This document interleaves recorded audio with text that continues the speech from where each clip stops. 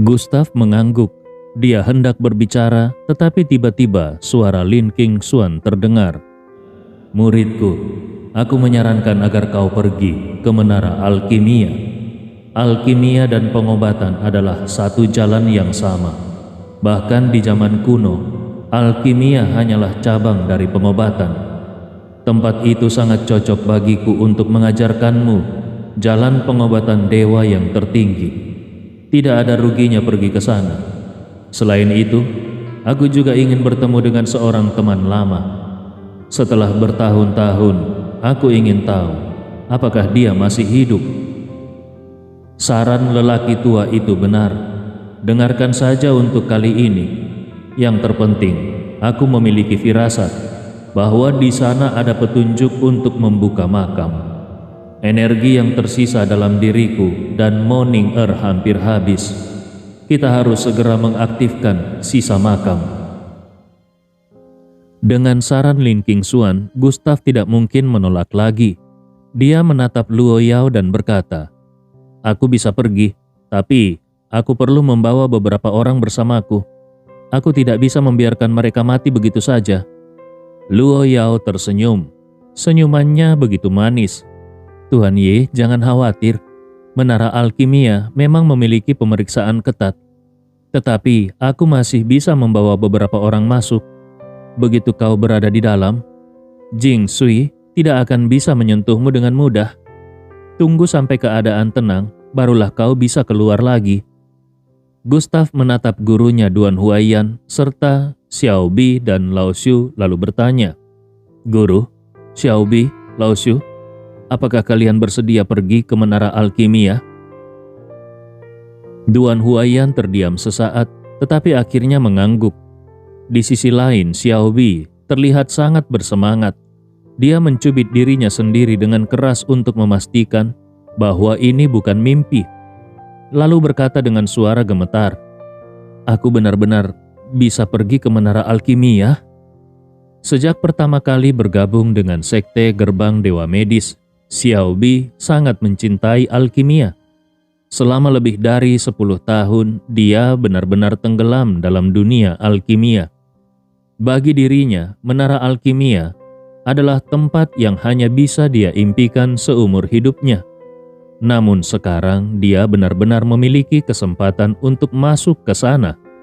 Bagaimana mungkin dia tidak bersemangat? Luo Yao melihat kegembiraan Xiao Bi. Dia melangkah maju, menggenggam tangan Xiao Bi dengan lembut, lalu berbicara dengan suara halus. "Jadi kau adalah adik Xiao Bi? Aku tidak akan mengingkari kata-kataku. Dan juga sepertinya kau sangat menyukai alkimia ya?" Xiao Bi mengangguk dengan kuat. Aku ingin menjadi seorang alkemis tingkat atas. Itu adalah mimpiku." Mata Luo Yao dipenuhi kelembutan. Dia mengeluarkan sebuah kitab kuno dan berkata, "Karena adik Xiao Bi menyukai alkimia, anggap saja ini sebagai hadiah pertemuan kita. Saat kita sudah sampai di dalam, aku akan berlatih bersamamu." Xiao Bi terlihat bingung dan tidak tahu harus berbuat apa. Nafasnya semakin memburu. Bagi dirinya, hal-hal yang sebelumnya tampak tidak mungkin, kini menjadi kenyataan.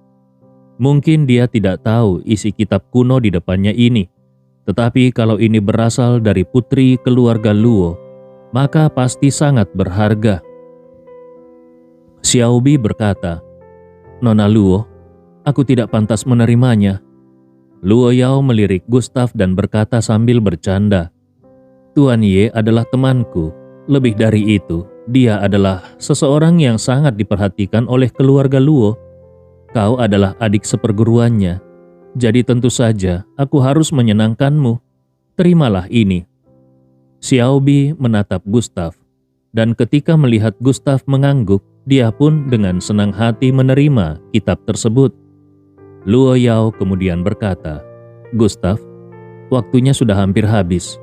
Kita harus segera berangkat." Gustav berpikir sesuatu dan menoleh ke arah Wei Ying. Dia menyadari kalau Ji Siqing tidak ada di samping Wei Ying. Menurut kepribadian Ji Siqing, tidak mungkin dia pergi begitu saja. Wei Ying seakan memahami pikiran Gustav, menghela nafas panjang dan berkata, Ji Siking sudah dibawa pergi oleh tetua sektenya secara paksa. Gurunya tampaknya tidak ingin sesuatu mengganggu fokusnya dalam berlatih. Gustav tertegun. Dia baru menyadari bahwa sebelumnya, saat Ji Siking ingin membantunya, Ji Siking dihalangi oleh seorang wanita bernama Tetua Ke. Tampaknya sekte Ji Siking masih memandang rendah dirinya. Kalau dipikir-pikir, itu bukan hal yang aneh. Ji Siking adalah murid paling berbakat dalam 1000 tahun terakhir di sektenya dan sangat berharga. Jalan yang ditempuh Ji Siking, baik dari awal maupun akhirnya, jauh lebih tinggi dibandingkan para kultivator biasa. Terlebih lagi, sekte Ji Siking memiliki latar belakang yang luar biasa. Baik sekte Gerbang Dewa Medis maupun dirinya sendiri masih belum cukup kuat untuk diperhitungkan. Namun itu hanya berlaku untuk hari ini.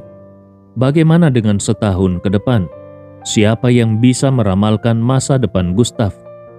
Keyakinan yang kuat muncul di dalam diri Gustav. Matanya bersinar tajam, penuh dengan tekad. Dia kemudian menatap Wei Ying dan berkata, "Kalau begitu, ikutlah denganku." Namun Wei Ying menggelengkan kepala dan menolak. "Tuan Ye, aku masih memiliki hubungan dengan sekte Jue Han. Ada beberapa hal yang harus aku selesaikan. Aku tidak bisa pergi dan untuk sementara waktu ini memang harus seperti itu. Setelah semua urusan di sekte Jue Han selesai, aku pasti akan mencarimu." Gustav tidak memaksa lagi. Wei Ying memiliki tubuh dingin darah jahat, jadi dia tidak akan berada dalam bahaya. Selain itu, setelah memandikan jiwanya di kolam pemandian naga, tubuh dingin darah jahat tidak mungkin menguasai Wei Ying sepenuhnya. Jadi Gustav tidak perlu terlalu mengkhawatirkan Wei Ying. Lelaki tua di sisi Luo Yao berbicara, "Ayo, naiklah ke dalam gerobak." Detik berikutnya, dia membuat segel dengan jarinya. Kabut ungu yang berputar-putar menyelimuti udara. Saat kabut ungu menghilang, sebuah gerobak spiritual yang ditarik oleh binatang buas muncul. Duan Huaiyan dan yang lainnya naik ke dalam gerobak, kecuali Gustav. Luo Yao bertanya dengan penasaran dari dalam gerobak, "Gustav?" Namun Gustav tidak menggubrisnya. Sebaliknya, matanya yang dingin tertuju pada tetua sekte Dao yang berdiri di kejauhan. Gustav berhenti melangkah dan berkata dengan nada dingin, "Aku sudah bilang, kalian bertiga akan mati. 2 di antaranya sudah pergi, sekarang giliranmu. Dendam antara sekte Dao dan aku masih jauh dari selesai." Tetua sekte Dao itu ketakutan sampai tubuhnya gemetar. Tanpa sadar dia bersembunyi di belakang Tuan Jingsui. Tuan Jingsui tidak pernah menyangka Gustav bisa begitu arogan. Dia membentak dengan marah, "Gustav, jangan berpikir hanya karena keluarga Luo dari Menara Alkimia mendukungmu. Kau bisa bertindak sesuka hati. Hari ini, selama aku masih di sini, aku tidak akan membiarkanmu membunuh siapapun lagi." Gustav memainkan jarinya dengan sebatang jarum perak, lalu tiba-tiba mengangkat kepalanya. "Benarkah? Aku tidak percaya. Siapapun yang harus mati di tanganku, hari ini dia pasti mati." Jarum perak itu meluncur dengan kecepatan luar biasa dan memancarkan aura misterius, aura kaisar medis yang tiada tanding. Itu adalah jarum perak dari Lin King Xuan. Namun kali ini Gustav menekan efeknya sehingga jarum itu tidak berubah menjadi tombak raksasa, melainkan hanya sebuah cahaya dingin yang melesat. Tuan Jingsui melihat Gustav hanya menggunakan jarum perak kecil dan semakin meremehkannya. "Hanya sebatang jarum perak. Kau pikir kau bisa membunuh seseorang di depan mataku? Konyol." Dia mengayunkan lengan bajunya dan tiba-tiba terbentuk tembok cahaya keemasan. Tembok itu kokoh seperti baja, tidak tertembus oleh siapapun. Namun, dalam sekejap ekspresinya berubah drastis. Karena tembok emas itu hancur berkeping-keping, tak mampu menahan serangan. Bagaimana mungkin? Dia bergegas mengeluarkan pedang hijau, tetapi sudah terlambat. Jarum perak sudah menusuk ke tengah alis tetua Sekte Dao. Titik merah seperti bunga plum mekar di dahi tetua Sekte Dao. Indah namun dingin.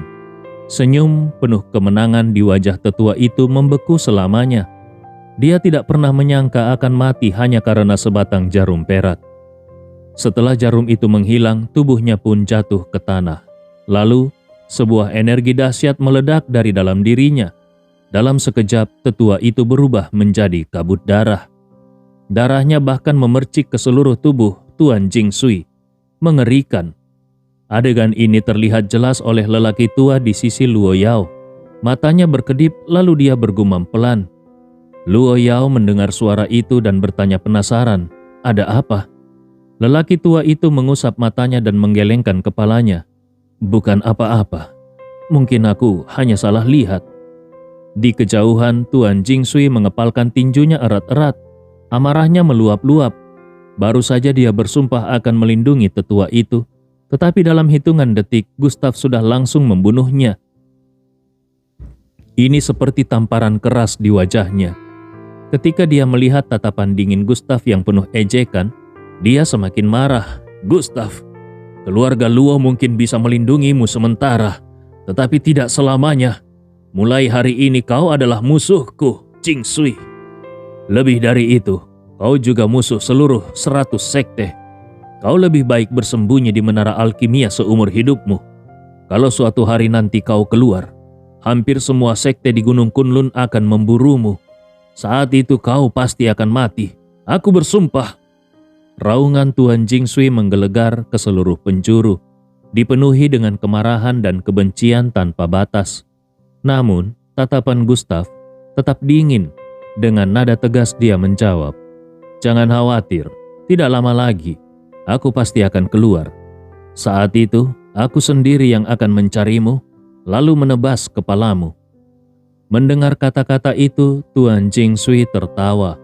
Bahkan semua orang di sekitarnya tertawa. Seorang pemuda yang baru mencapai ranah alam suci, berani mengancam ingin membunuh Tuan Jing Sui? Apa dia sudah gila? Hanya karena didukung oleh keluarga alkemis, dia pikir dirinya tak terkalahkan? Tuan Jing Sui menatap tajam ke arah Gustav dan berkata, "Gustav, kalau kau memang begitu sombong dan ingin membunuhku, aku akan memberimu kesempatan. Aku memberimu waktu 2 tahun. 2 tahun dari sekarang, di hari yang sama, kita berdua akan bertarung di lapangan Qianju. Dengan pedang dingin milik Xuan Nu Qianju sebagai saksi, kita bertarung sampai mati. Beradikah kau menerima tantanganku?" Tuan Jing Sui takut kalau Gustav bersembunyi terlalu lama di menara alkimia dan tidak mau keluar, maka dia tidak bisa berbuat apa-apa. Lebih baik dia memberi Gustav waktu 2 tahun dan menggunakan strategi provokasi. Di atas kereta, Luo Yao turun dan berkata, "Gustav, kau tidak perlu menyetujuinya." Lalu dia menatap Tuan Jing Sui dengan seringai dingin. "Jing Sui, rencanamu cukup licik. Seorang yang sudah berlatih ribuan tahun menantang seorang junior secara terbuka. Jangankan hanya 2 tahun, bahkan 100 tahun pun tidak adil." Namun sebelum dia selesai berbicara, sebuah suara magnetis dan penuh percaya diri terdengar. "Aku setuju, tapi aku ingin mengubah satu syarat." Luo Yao terkejut, matanya membelalak saat menatap Gustav. "Apa kau sudah gila? Apa yang kau bicarakan? Cepat naik ke kereta." Namun Gustav mengabaikannya. Dia hanya menatap lurus ke arah Tuan Jing Sui, lalu berbicara dengan tegas. 2 tahun terlalu lama. 2 bulan lagi, kau dan aku akan bertarung sampai mati di sini, dan hanya 1 orang yang akan keluar hidup-hidup dari lapangan Qianju. Beranikah kau? Mendengar hal itu, puluhan ribu orang di lapangan Qianju merasa kepala mereka meledak. Hanya dengan beberapa kata, Gustav seolah mengguncang langit. 2 bulan, seorang pemuda di tingkat alam suci ingin menantang Tuan Jing Sui yang sudah terkenal selama ribuan tahun. Ini seperti seekor semut yang ingin menggulingkan pohon besar. Bahkan mencari mati pun tidak separah ini. Pada saat itu, bahkan Tuan Jing Sui pun sedikit terkejut. Awalnya dia pikir Gustav akan menolak, tapi siapa sangka pemuda itu justru mempercepat waktu kematiannya sendiri. Kalau begitu, kenapa dia harus menolak? Dia pun mendengus dan berkata, kalau kau memang ingin mati, aku akan mengabulkan permintaanmu. Kalau 2 bulan dari sekarang kau tidak muncul, aku sendiri yang akan memimpin sekte-sekte untuk menyerbu menara alkimia. Gustav hanya mengucapkan satu kata, "Oke." Lalu dia berbalik dan naik ke kereta sambil berkata kepada Luo Yao, "Ayo kita pergi."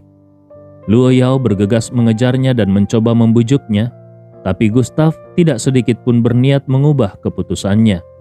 Dia tahu Gustav memiliki bakat dan kartu truf, tapi seharusnya bakat itu digunakan dalam alkimia, bukan kesombongan yang membabi buta.